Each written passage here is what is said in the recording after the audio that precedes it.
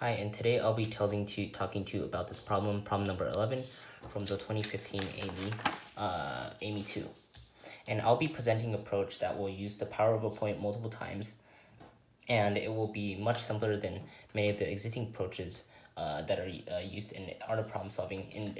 That's in my opinion, because I believe that in this case you don't really have to draw any extra lines. You really just have to notice a couple of Pythagorean relationships, a couple of power of point relationships, and then you'll eventually get to your answer of whatever BP is. You just have to be clever on which line segments and which parts of your diagram that you use to try to and which equation you try to set up to try to find what your value of BP is.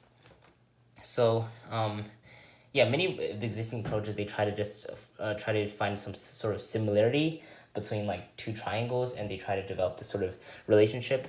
That works, but I believe that one is quite it's not as obvious to the eye as it is for this one, because in here you're just trying to set up a couple of equations to try to solve for what BP is. So let's start. So we have a circle over here, it's centered O, and it's an acute triangle. So since it's an acute triangle, let's draw something like this, all right? We'll just draw like A, B, and C. A, B, and C. All right, and we have that the line passing through O perpendicular to OB. So we have the line segment OB, and we have a line segment that's perpendicular. So there you go, line segment that's perpendicular. It's not perfectly perpendicular, but whatever. It intersects line AB and BC at P and Q. And note that over here you have to extend this to get into point Q.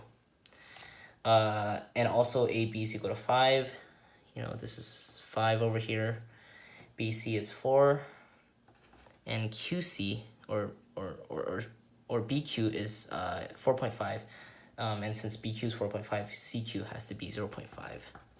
And what we're trying to find is BP, and let's just call that X, all right? So we're trying to find X, and we're trying to solve for whatever X is. And it's going to be some sort of fractional form, and we're going to try to find what the denominator and the numerator of the simplified fraction of BP will be.